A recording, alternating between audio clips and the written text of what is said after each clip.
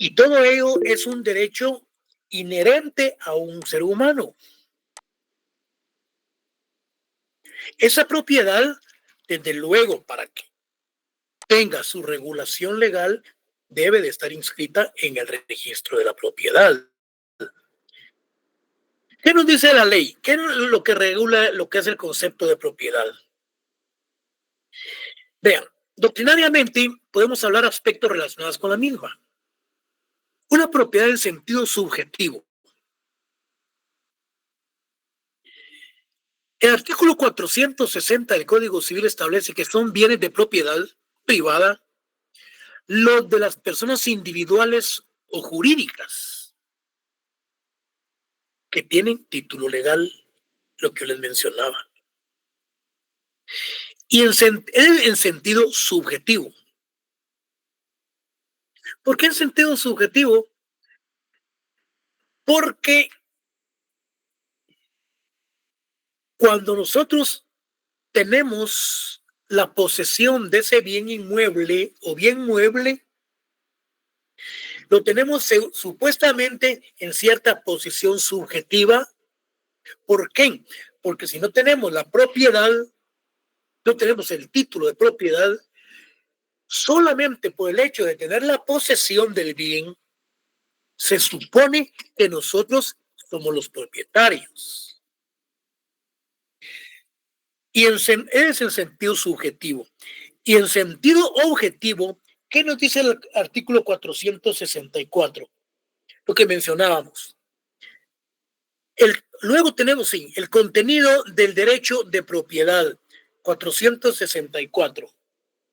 Dice,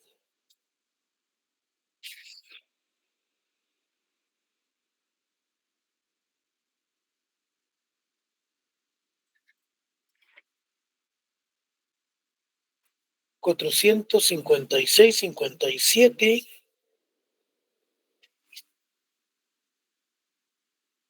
59), estamos en 60. El artículo 460, jóvenes, dice, yo les leí uno que no era, miren, pues, vamos a ir por el orden. El artículo 460 dice, son bienes de propiedad privada los de las personas individuales o jurídicas que tienen título legal. Lo leímos en sentido subjetivo. Artículo 464, en sentido objetivo, regula que la propiedad es el derecho de gozar y de disponer de los bienes dentro de los límites y con la observancia de las obligaciones que establecen las leyes. Ese derecho objetivo, ese 464, una persona tiene la propiedad, entonces la quiere vender, es un derecho que él tiene de poder hacer una transacción con respecto a su propiedad. Y todo ello debe hacerse en el marco regulativo de la norma plenamente establecida. Bueno, la propiedad es el derecho de gozar y disponer de los bienes dentro de los límites y con la observancia de las obligaciones que establecen las leyes. Una persona tiene la posesión de esa propiedad, presume. Es una presunción de que él es el propietario del bien de la tierra o de una casa, de una finca o de cualquier objeto, mueble o inmueble.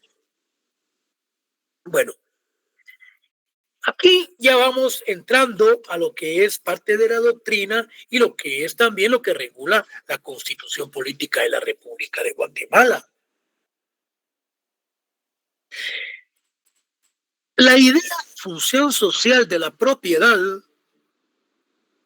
¿de dónde procede? Puede ser pregunta de examen. La idea de la función social de la propiedad procede de la doctrina social de la Iglesia Católica. La función social es la que cumple el Estado mediante la promoción y desarrollo de ciertas actividades económicas, sociales y políticas, específicamente contribuyendo directa e indirectamente al bienestar de la población. Muestra de esta actividad es que la propiedad puede ser expropiada por razones de utilidad colectiva, beneficio social o interés público.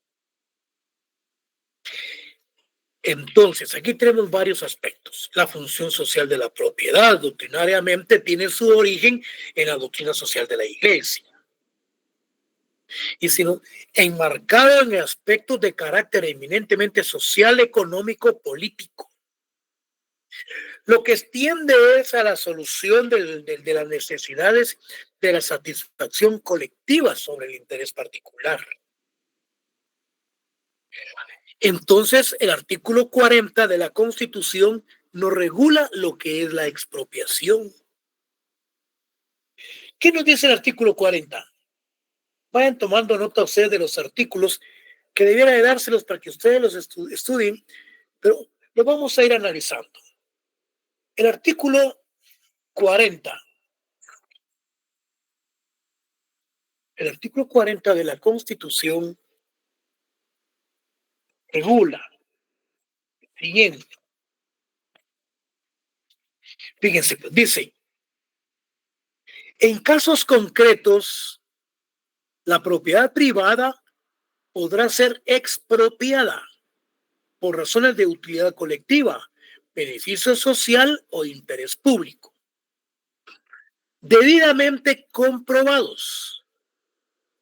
La expropiación deberá sujetarse a los procedimientos señalados por la ley y el bien afectado se justipreciará por expertos, tocando como base su valor actual.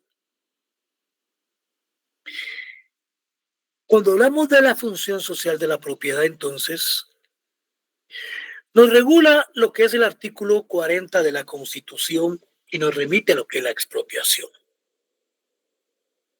La expropiación tiene sus motivos por cuales se da, por necesidad de carácter pública, por beneficio social o interés público. Pero ¿qué sucede con la expropiación en un momento de guerra? ¿Qué es lo que el Estado establece cuando se da la expropiación? ¿En qué momento el Estado debe de indemnizar y por qué motivos? Un motivo es que el Estado expropia por lo mencionado y luego el Estado viene e indemniza a la persona que se le ha expropiado. Si no se le indemniza económicamente, pues puede dar a un arreglo que le haga un puente, que le haga tales arreglos de beneficio para su finca del terreno en donde fue expropiado. Pero ¿qué sucede en un momento de calamidad o en un momento de guerra? Ahí el Estado puede expropiar sin estar aplicando un procedimiento de expropiación,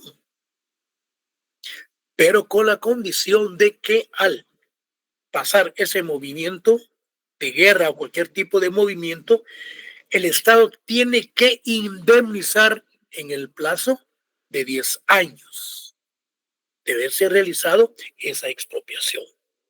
Bueno, ¿qué es lo que nos regula el artículo entonces? Dice, la indemnización deberá ser previa y en moneda efectiva del curso legal, a menos que con el interesado se convenga en otra forma de compensación, lo que les mencionaba. Solo en casos de guerra, calamidad pública o grave perturbación de la paz puede ocuparse o intervenirse la propiedad o expropiarse sin previa indemnización. Pero esta deberá hacerse inmediatamente, después que han cesado las emergencias, y la ley establecerá normas a seguirse con la propiedad enemiga. La forma de pago. Propiedad enemiga, yo no diría aquí esa palabra enemiga está mal puesta. Debe regirse con respecto a la propiedad expropiada. La forma de pago de las indemnizaciones por expropiación de tierras ociosas. Fíjense, la forma de pago de las indemnizaciones por expropiación de tierras ociosas. Eso de tierras ociosas creo que está en el artículo 12 del decreto 1551. ¿Y cuáles son esas tierras ociosas?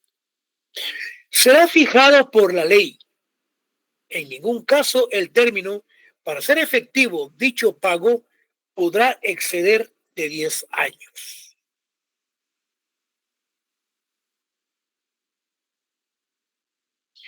Significa entonces que en un momento de expropiación, principalmente tierras del Estado, más que todo tierras de terratenientes que las tienen en desuso y que están abandonadas, se expropian y por lo tanto se les otorgan a los campesinos y en el plazo de 10 años estas deben de indemnizarse. Bueno, ¿cuáles son las limitaciones de la propiedad?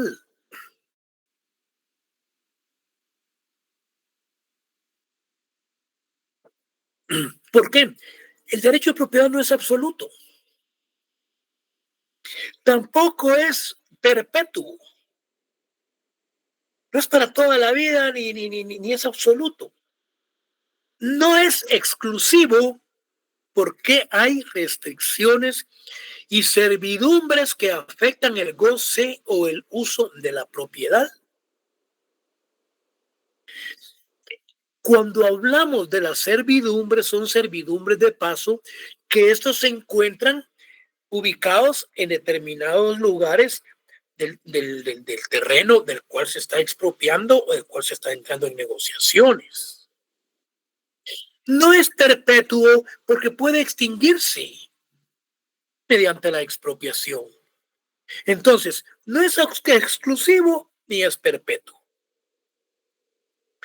¿Qué nos dice el artículo 39 de la Constitución Política de la República con respecto a la propiedad? Dice, fíjense pues, se garantiza la propiedad privada como un derecho inherente a la persona humana.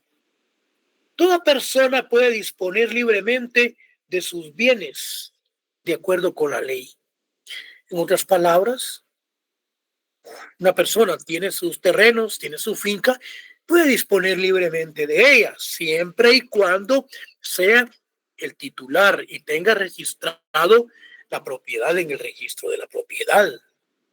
Dice, el Estado garantiza el ejercicio de este derecho y deberá crear las condiciones que faciliten al propietario el uso y disfrute de sus bienes de manera que se alcance el progreso individual y el desarrollo nacional en beneficio de todos los guatemaltecos. En otras palabras, esa propiedad debe ser utilizada para las siembras, para las reproducciones, en beneficio de la colectividad. Bueno, ahí hablamos de lo que es la propiedad. Perfecto. Hoy entramos a lo que es la posesión. Lo que ahora mencionaba, una persona tiene un vehículo como bien mueble, tiene sus muebles, tiene otros aspectos que son movibles y el hecho de cargarlos o de tenerlos se supone que él es el titular o el propietario. Lo mismo sucede con la posesión agraria. Las personas que tienen la posesión de la tierra se sobreentiende que son los dueños y los posesionarios de la misma. Pero por lo tanto, en cualquier momento tienen ellos que hacer la identificación. En efecto, son los titulares y propietarios. De lo contrario, tienen solamente lo que es la posesión. Existe posesión agraria cuando una persona, grupo u organización social agraria ejerce sobre un bien inmueble rural con vocación agraria todas o algunas de las facultades inherentes a la propiedad agraria. La posesión, pero aquí estamos hablando de la posesión agraria. La posesión presume, fíjense ustedes, la propiedad agraria, mientras no se pruebe lo contrario. Ahorita vamos a ver ese artículo. Vamos a ponerle aquí donde tenemos que anotar el artículo. La posesión presume la propiedad agraria mientras no se pruebe lo contrario. Las condiciones de la posesión para que la posesión produzca el dominio agrario, se necesita que esté fundada en una causa justa, adquirida de buena fe, de manera continua, pública, pacífica y por el tiempo señalado por la ley. En el examen privado, aquí puede atacarlo el examinador. Por lo tanto, pongan ustedes atención porque hay mucha relación con este articulado. Y el mismo articulado le va a ir dando a usted la solución a las preguntas realizadas. Aquí vamos a anotar también unos para anotar lo que es el artículo. Ahora bien, el artículo 612 del Código Civil. Vamos a ver, el artículo 612 del Código Civil habla de la posesión. Dice, concepto de posesión, dice, es poseedor el que ejerce sobre un bien todas, algunas de las facultades inherentes al dominio. Luego habla de la posesión temporal, casos en que no hay posesión. Luego habla de bienes, dice el artículo 616, bienes objetos. Bienes objetos de la posesión solo pueden ser objetos de posesión los bienes corporales. Es decir, en otras palabras, de los bienes que tienen comunicación o sentido o los podemos corporar por medio de nuestros sentidos. Una finca, una casa. Entonces, solo pueden ser objeto de posesión los bienes corpóreos y los derechos que sean susceptibles de apropiación. La posesión de los derechos se rige por las mismas disposiciones que regula la de las cosas corporales. Dice, la posesión presume la propiedad, sería el 616 aquí.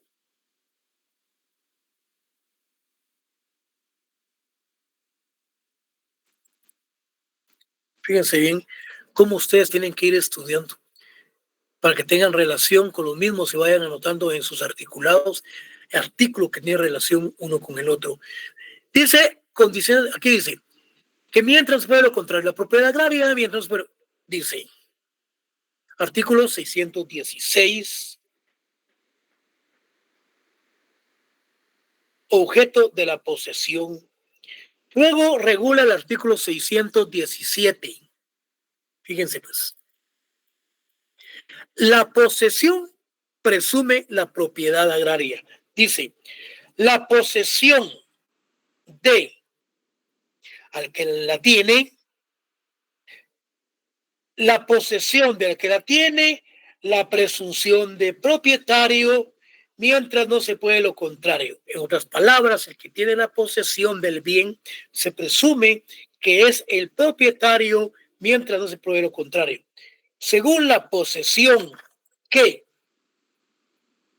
se adquiere y disfruta su concepto de dueño de cosa poseída, puede producirse el dominio por la usucapión. La usucapión es también una de las formas de adquirir la propiedad. ¿Qué nos dice entonces el artículo 620? Que habla de las condiciones para la usucapión. El 620 dice, condiciones para la usucapión, dice, para que la posesión, fíjense bien, presuma el dominio, se necesita que esté fundada en un justo título. Fíjense bien, condiciones para la usucapión, que esté fundada en un justo título, adquirida de buena fe, de manera continua, pública y pacífica por el tiempo que señala la ley. Sí, pero ¿cuál es ese tiempo que señala la ley? Entonces, nosotros continuamos leyendo y nos vamos al artículo 633.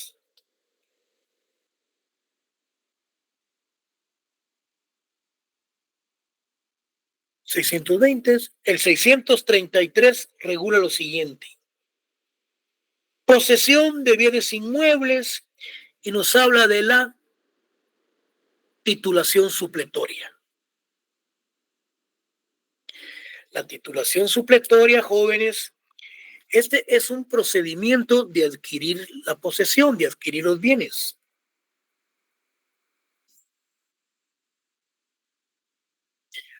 La titulación supletoria, que vamos a ver adelante, es la institución que tiene por objeto la forma y el procedimiento de cómo se adquieren los bienes. Y el 120 nos habla que es necesario la posesión del bien en una forma pacífica, continua, de buena fe, públicamente. Pero el 633 nos remite a lo que era titulación supletoria. Y el 620 habla de la usucapión. Entonces nos preguntamos, ¿cuál es el tiempo señalado por la ley para que se pueda adquirir la propiedad de esa posesión? A través de la titulación supletoria, y que ya mencionamos los elementos, y es por el plazo de 10 años. La persona tiene la posesión del terreno durante 10 años, pacíficamente, de buena fe.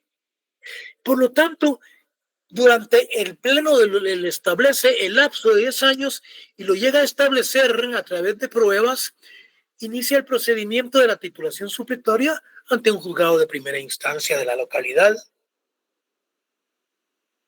El juez analiza los documentos, le corre audiencia al Ministerio Público. Luego el juez establece de que en efecto se han cumplido los requisitos de la posesión para el mismo, de acuerdo a la usucapión y de acuerdo a la titulación supletoria. Viene, le corre audiencia a las partes, a la Procuraduría General de la Nación, a la municipalidad del lugar, al Ministerio Público. No hay oposición y si eran los requisitos, el juez solicita al registro de la propiedad que se inscriba la misma a nombre de la persona que inició el respectivo trámite. Luego pasamos a lo que es entonces, jóvenes, después de haber visto lo que es la posesión y la propiedad, que yo les estoy leyéndole los articulados y se los estoy explicando. Cuando ustedes lean los artículos y tienen cierta duda, continúen leyendo porque adelante ustedes van a tener las respuestas y a la par de ese artículo ustedes anoten, tiene relación con el artículo tal, tiene relación con el artículo tal, porque el día del examen, el catedrático, el examinador les puede preguntar a usted, ¿usted sabe el trámite de la titulación supletoria? Sí, si él dice sí, entonces le va a decir, ¿cuál es el tiempo? El tiempo que se establece para una titulación. Bueno, son 10 años, fundamentese. Entonces ustedes inmediatamente se van a la posesión y a la posesión de la propiedad y le dicen, bueno, es el artículo tal que regula los 10 años que deben de cumplirse. Pero para ello tienen que saber estudiar el privado. Ahorita, si el catedrático no les ha explicado, ahorita ustedes vayan anotando. Artículo tal, a la par, tiene relación con este y el otro lo ponen a la inversa. Y ahí es la forma como ustedes tienen que ir estudiando. Y además les va a servir que ya tienen sus anotaciones, que eso lo mira el examinador. El examinador mira sus códigos, se está viendo cuando usted está consultando y usted tiene anotaciones. Son puntos a favor. Pero si va a llegar con, no lleve código nuevo. Y al llevar códigos nuevos, está dando la impresión de que usted nunca leyó los códigos. Lleve sus códigos de ahorita. Lleve su constitución con sus anotaciones y el día de, porque usted ya la conoce.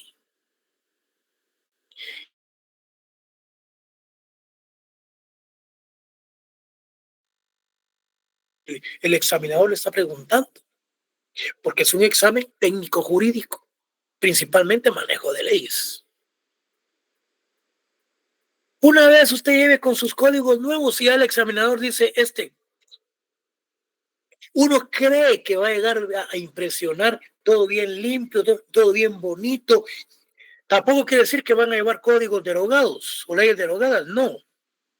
Lleven sus códigos con sus anotaciones y que después el examinador se dé cuenta, mire, de que ustedes han estudiado y tienen manejo del mismo. Bueno, ya en ese orden, jóvenes, vamos a pasar a lo que es el cuarto módulo.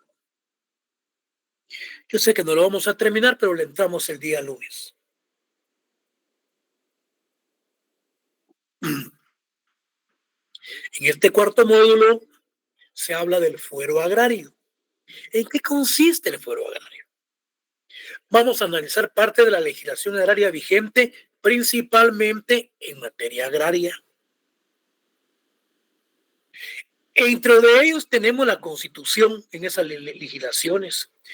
Tenemos el convenio 169 de la Organización Internacional del Trabajo sobre pueblos indígenas y tribales en países independientes. Ahí andan muchos diputados y políticos hablando de indígenas y grupos tribales. No saben lo que dicen, pero nosotros sí, porque estamos estudiando la materia. Los grupos tribales son aquellos indígenas, aquellos grupos campesinos, tribales, indígenas principalmente, que llegan a establecerse en determinado lugar y no son originarios del mismo. Por eso es que dice, sobre pueblos indígenas, donde ellos están establecidos, tribales los que llegan en países independientes. Estamos leyendo, es como cuando cantamos el himno nacional, tiene palabras muy sofisticadas. No sabemos, no saben qué es lo que están cantando. Lo saben de memoria. Guatemala, feliz que tus aras, que son aras. No profane jamás el verdugo, que es verdugo. Miren, ¿por qué? Porque tuvimos malos profesores de música. Eso es lo primero que se debe enseñar cuando llega a la escuela el niño. Vamos a aprender el himno nacional. Bueno, ya lo aprendieron. Bueno, ahora vamos a aprender qué significa aras. ¿Qué significa el verdugo? No profane. Entonces, y así hay un montón de palabras del himno nacional que no sabemos lo que significa, pero nos damos el lujo cantando el mejor himno del mundo y no sabemos qué estamos diciendo. ¿Por qué? Viene por lo mismo. Ahí los diputados hablan de los grupos indígenas, cuques de los grupos tribales. Sí, porque se anda mencionando, pero no saben lo que están diciendo. Sigamos entonces de la ley de transformación agraria, el decreto 1551, que esa ya la vimos. Vamos a ver la ley de expropiación, la ley forestal, la ley de los parcelamientos urbanos. Vamos a ver la ley de titulación supletoria, ley de áreas protegidas, las zonas de desarrollo agrario que ya mencionábamos anteriormente. Vamos a ver Fontierra, vamos a ver Contierra, Protierra, la dirección de la Secretaría de Asuntos Agrarios de la Presidencia. Vamos a ver el proceso agrario, o sea, la aplicación del derecho adjetivo, la aplicación del derecho sustantivo a través del derecho adjetivo, que es el proceso agrario. Definiciones, el contenido del derecho procesal agrario, los principios del derecho procesal agrario, y vamos a ver ciertos conceptos y sus definiciones. Entonces, la pregunta del millón es la siguiente. ¿Qué es el fuero agrario? Veamos, pongan atención. El fuero agrario, vamos a hablar primero de lo que es el fuero en general. El fuero es la institución que tiene por objeto la realización de determinados actos o bien actividades que se desarrollan en la vida, principalmente a través de profesionales, de profesionistas que se dedican a cierta actividad. Es el fuero en términos muy generales. Pero nosotros vamos a hablar del fuero de médicos. Va a haber una convención de médicos jóvenes. Entonces es el fuero de médicos que van a tener una convención relacionada sobre inteligencia artificial o sobre las operaciones del corazón. El fuero de médicos especializados en operaciones del corazón o cuestiones del cerebro. Pero aquí estamos hablando del fuero agrario. Entonces son los profesionistas, son los profesionales, son los abogados que se dedican, no específicamente, sí, los abogados notarios que se dedican específicamente a la actividad de investigación agraria. Va a haber una convención, vos en tal lado, sobre derecho agrario. Se van a presentar personajes del CUC, personajes de Totonicapán, de Huehuetenango, y profesionales que se dedican a impartir clases del derecho agrario. Todos estos personajes, entonces, conforman parte de lo que es el fuero agrario. El día del examen me ponen solo fuero, pero lean la pregunta completa, porque puede decir que es la institución que tiene por objeto la regulación de la confirmación de la actividad agraria que realizan los profesionales de dicha materia. Sí, es fuero. Pero yo les expliqué que es el fuero. Entonces me tienen que poner fuero agrario. ¿Para qué? Valgan los 2 puntos. Si me ponen fuero, pues yo sé que estamos hablando de la materia, es punto. Pero seamos específicos, que seamos más puntuales. Una de las connotaciones de la palabra fuero es la de privilegio, que se concede a una persona por el hecho de pertenecer a un determinado grupo social o a una institución. También significa, pon atención, jurisdicción de competencia a la que legalmente están sujetas las partes en un juicio. a través de los tribunales especializados en determinada materia. En este segundo sentido, de los juicios en determinada materia, es en el que debe aceptarse la existencia del fuero agrario. Miren, principalmente en los países y en los lugares donde hay tribunales agrarios, pues es ante los tribunales de esta naturaleza que deben someterse todos los conflictos que se susciten con motivo de la aplicación de actos regulados por las leyes que tengan aquel carácter. En otras palabras, jóvenes, puede decirse que en un debate oral y público o en una reunión, en una sesión jurisdiccional en los tribunales relacionados en materia agraria, principalmente si son tribunales o son juzgados, se encuentran las partes agraviadas y la otra parte que es la que supuestamente es la que está causando el daño. Por un lado está el Ministerio Público, por otro lado está el abogado defensor de la parte agraviada, está el juez. Entonces, desde el punto de vista jurisdiccional, también ellos conforman parte del fuero agrario donde se están resolviendo jurisdiccionalmente los problemas de ese carácter agrario. Entonces, el fuero agrario se da, por tanto, en razón de los actos que se realizan enmarcados en la legislación agraria. ¿Cuáles son los actos? Pueden ser actos de carácter jurisdiccional, pueden ser actos, reuniones de convenciones de personas que se dedican a la materia eminentemente de carácter agrario.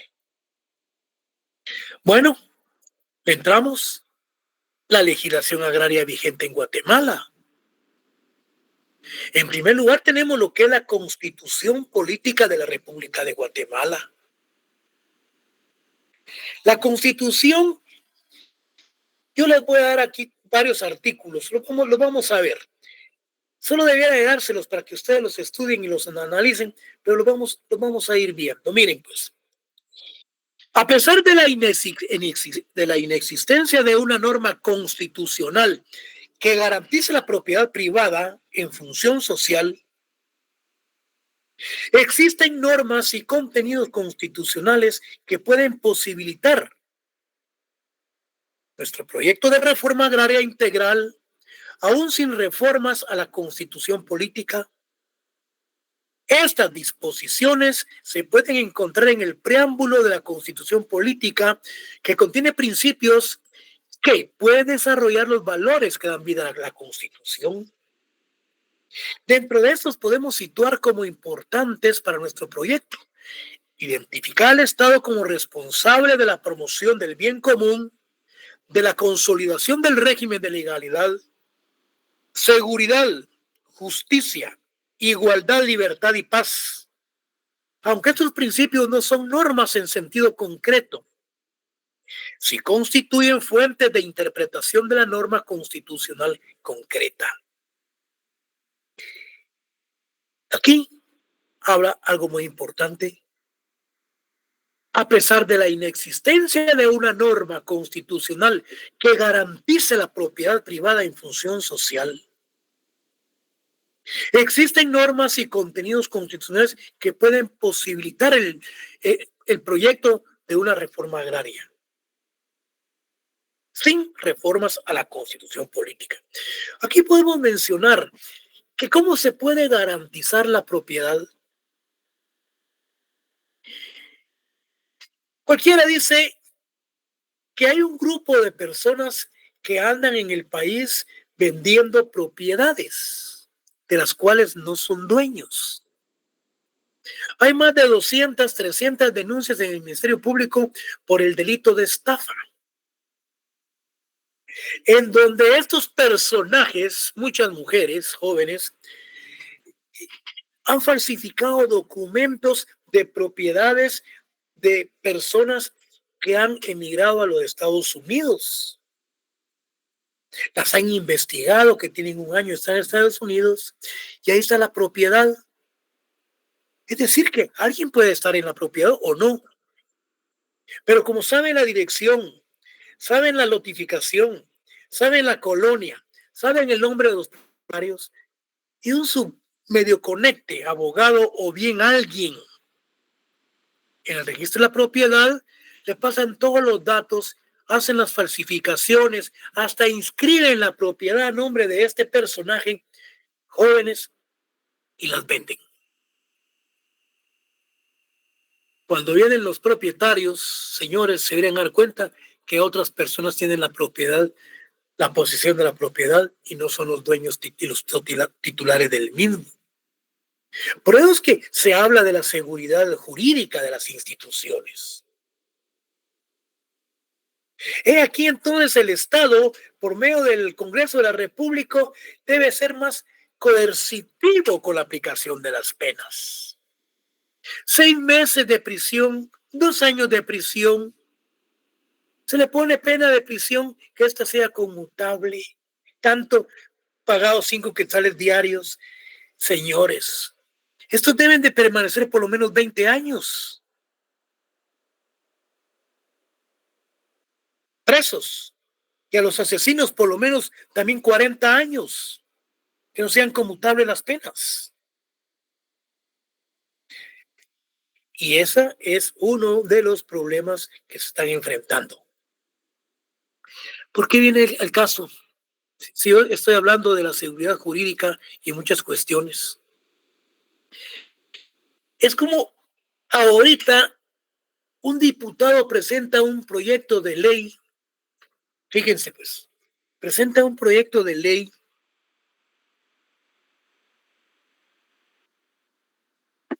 que dice que los salarios mínimos no sean embargables. Yo les pregunto a ustedes, en una demanda por concepto de alimentos, cuando hablamos por concepto de alimentos jóvenes, nos estamos refiriendo al vestido, alimentos, educación, transporte, etcétera del niño. Eso es por concepto de alimentos, no solo comida.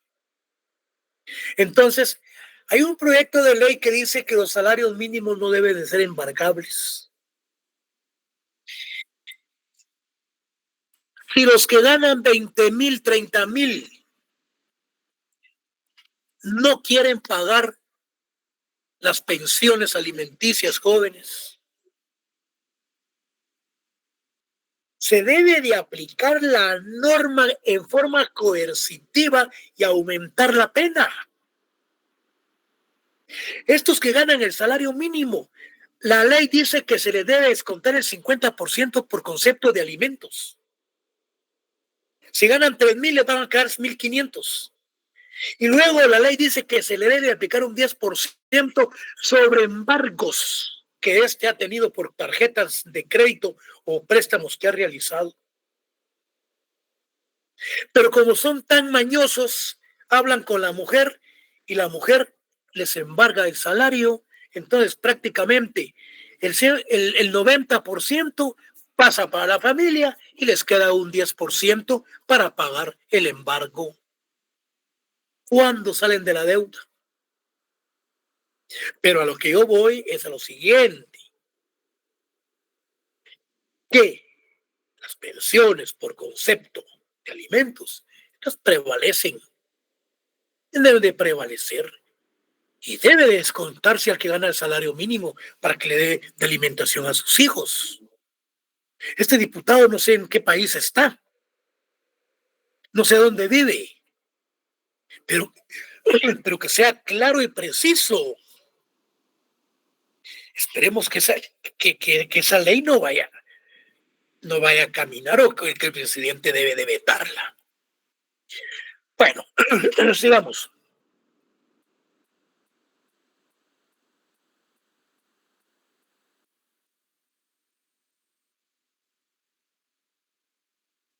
Vamos a ver. Perdón.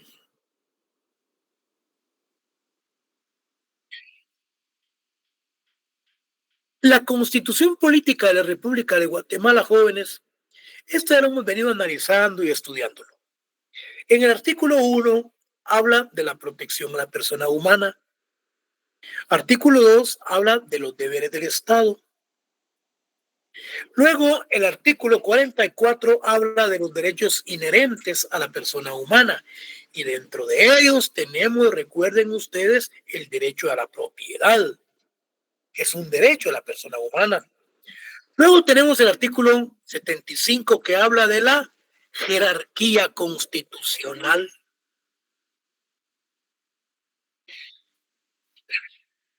En una de las secciones del semestre anterior y en una de las aulas anteriores, hablamos del artículo 75 constitucional. ¿Qué es lo que nos dice? Fíjense pues. El artículo 75 habla de la alfabetización. Ese está malo. Ese artículo está malo porque no es el 75 el que habla de la jerarquía constitucional. Yo les voy a decir cuál es. Es el 200, si no estoy mal, creo que es el 204. Permítame, vamos a ver.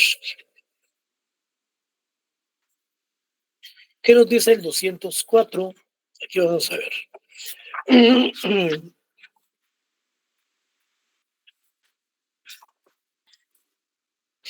El 204 habla de las condiciones esenciales de la administración de justicia.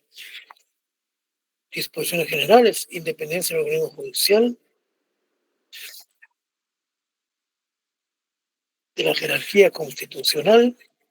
Permítame. Garantía del organismo judicial, derechos de antejuicio, requisitos para ser magistrado. Bueno, lo importante es lo que vamos a ver ahorita. Miren pues. Artículo 204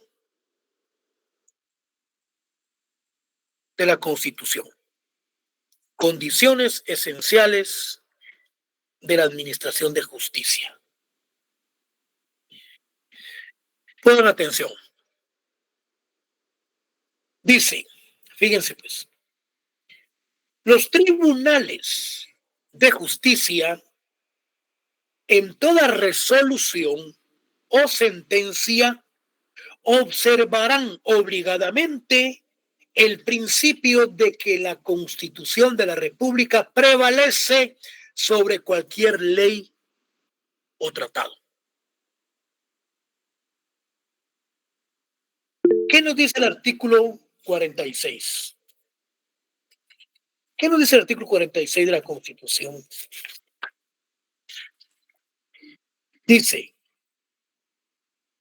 derechos inherentes a la persona humana. Los derechos y garantías que otorga la Constitución no excluyen otros que, aunque no figuren expresamente en ella, son inherentes a la persona humana. Ese es el artículo 44. El que yo quiero leer, aquí está, el 46. Miren pues. Preeminencia del derecho interno. Derechos inherentes a la persona humana, 44. El artículo 46.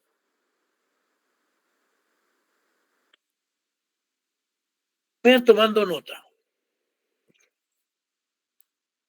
46. Preeminencia del derecho interno. ¿Qué vamos a poner? Artículo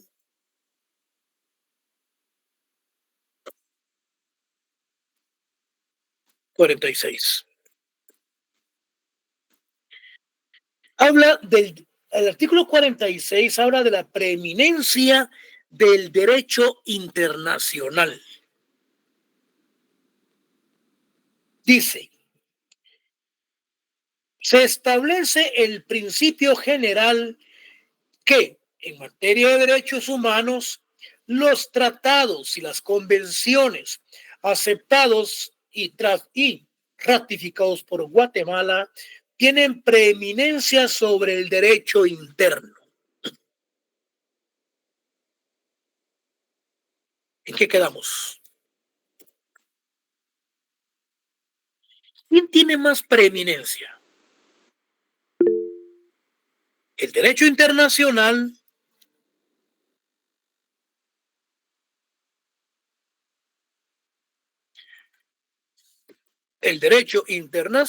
o el derecho interno?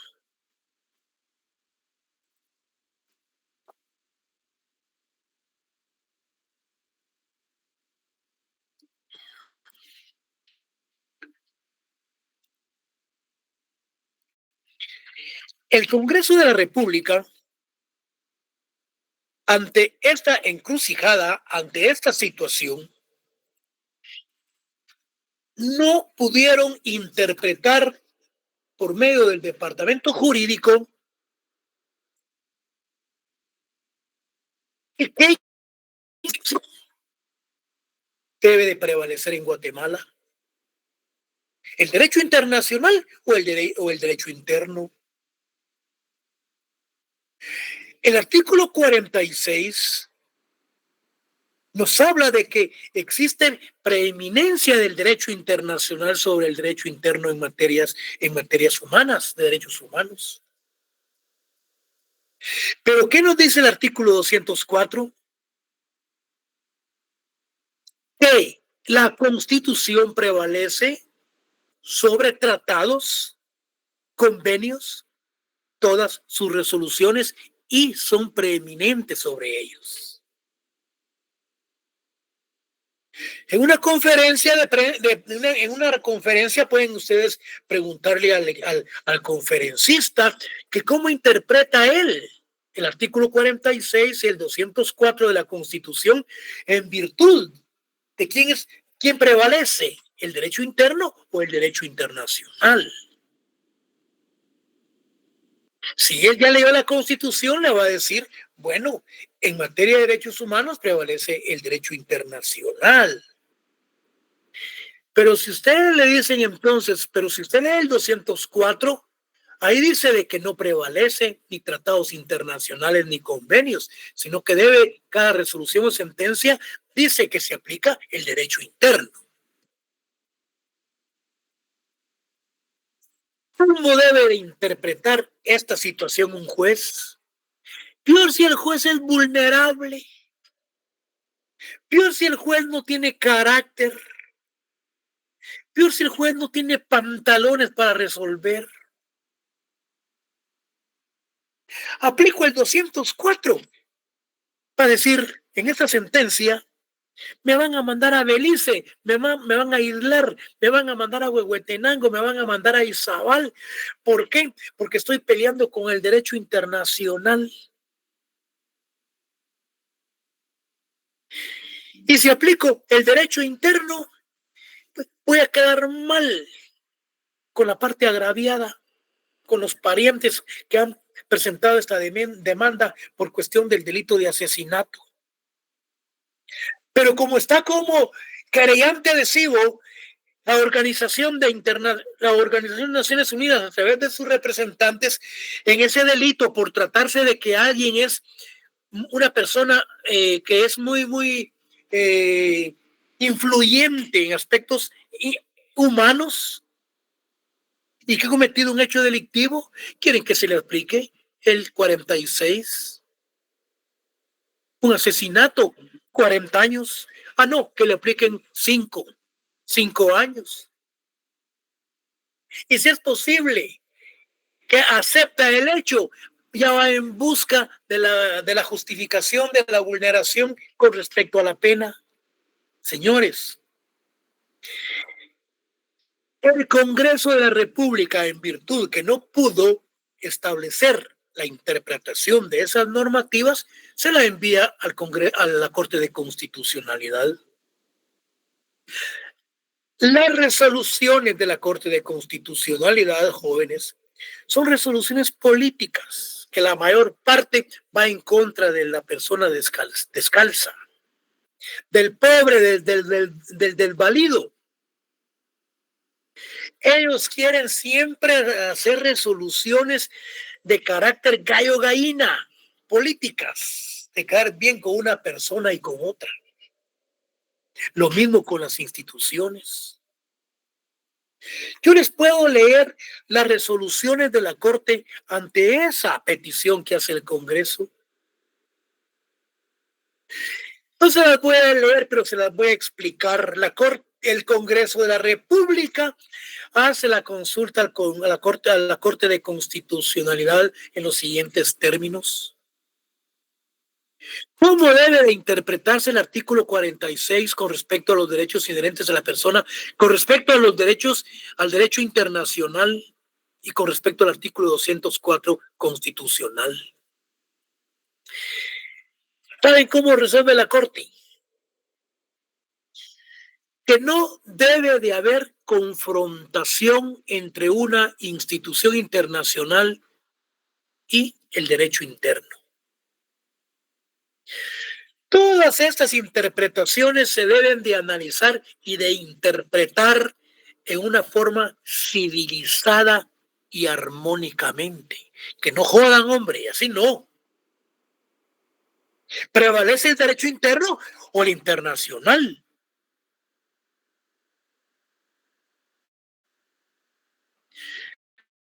Pero las resoluciones deben de interpretarse en una forma que no haya confrontamiento en las mismas y debe de resolverse en una forma pacífica y armónicamente en cuanto a la aplicación de cada una de sus normas.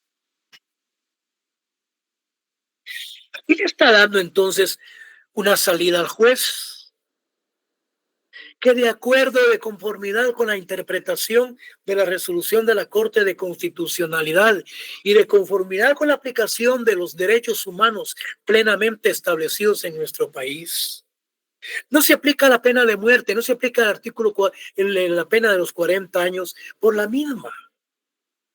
Porque los derechos humanos, etcétera, etcétera, y se le aplican 20 años de pena por un asesinato, señores, lamentablemente de un pobre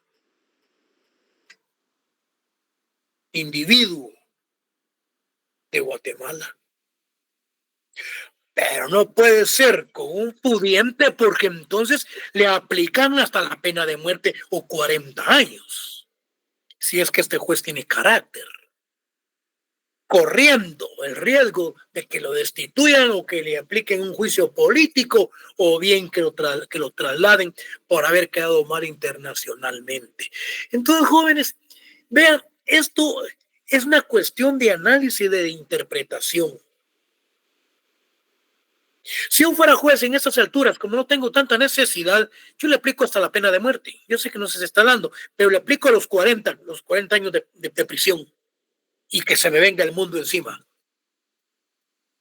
Derechos humanos, que vayan a ver qué hacen a otro lado, ya que dejen de estar fastidiando en Guatemala. Miren cómo estamos con esta gran violencia que cada mes está creciendo más. Aprendamos a El Salvador. ¿Qué dijo Bukele en la conferencia de la Organización de las Naciones Unidas en esos momentos? Si quieren, dijo, a los tantos extorsionistas, asesinos y criminales que tengo como 1 millón presos, vayan entonces ustedes a darle de comer, dijo. Vayan ustedes cerca de la forma de cómo lo sacan a estos criminales. Señores, hoy dijo, El Salvador, dijo, era uno de los países más violentos del mundo. Hoy, dijo, El Salvador es el país más pacífico en donde ustedes pueden visitar como turistas, dijo, pueden ir a pasear en una forma pacífica. Porque ya no hay ladrones, no hay extorsionistas y no hay criminales en la calle porque a todos los tiene presos. Pero Guatemala no lo puede hacer. Porque este gobierno está comprometido hasta al cuello internacionalmente. Principian a meter presos a todos los extorsionistas. En primer lugar, no hay cárceles. Y en segundo lugar, se pierde el apoyo económico que se tiene internacionalmente. Entonces, es cuestión de interpretación y cuestión de decisión. El ministro de Gobernación, este pobre viejo tonto que no puede ni hablar cuando le hacen las preguntas en el juicio político en cuanto a las interpelaciones, le preguntan sobre estadísticas de violencia en tales años, en tales meses, si ha habido comparación. Este tonto se pone a leer lo que regula los aspectos de estadística de la ley de la Policía Nacional Civil. Que no jodan, así no es la cosa, que no engañe al pueblo. Tiene que decir que estamos jodidos y que se ha incrementado la violencia en Guatemala. Sale diciendo que este caso es un caso particular aislado de los que se han dado en el país. Señores, lamentablemente así es la cosa. Lamentablemente así es la cosa. Entonces, el artículo 118 de la Constitución nos habla sobre los principios del régimen económico y social. El artículo 67, la protección a las tierras y a las cooperativas indígenas. El artículo 68 se refiere a las tierras de las comunidades indígenas.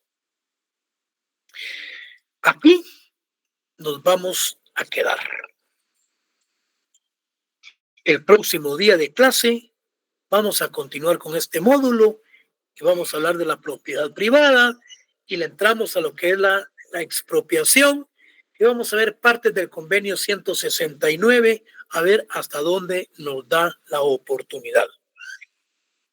Si hay alguna pregunta, jóvenes, la pueden anotar, las me hacen el próximo día de clase o bien me la pueden hacer en este momento. De lo contrario, nos miramos el lunes. Pasen ustedes feliz fin de semana. Licenciado, disculpe, solo para decirle, es el artículo 175, el de la jerarquía constitucional. ¿Y yo por qué no lo encontraba? Lo que pasa es que no quería perder el tiempo en estar buscando artículos. Sí, solo le faltaba el número 1. 173. Aquí está jerarquía constitucional. Ninguna ley podrá contrariar las disposiciones de la Constitución. ¿Se da cuenta? Las leyes que violen o tergiversen los mandatos constitucionales son nulas ipso iure. ¿Eso ipso iure qué significa, compañera? ¿Qué es nulo? ¿Pero qué significa? Ya en términos, hablando de acuerdo a nuestras leyes. ¿El ipso iure qué es? Nulas de pleno derecho. Nula de pleno derecho. Nula de pleno derecho. Bueno, jóvenes, nos miramos el próximo día lunes en clase que va a ser presencial. Pasen ustedes feliz tarde. Feliz tarde, licenciado. Buenas tardes, gracias. Bueno.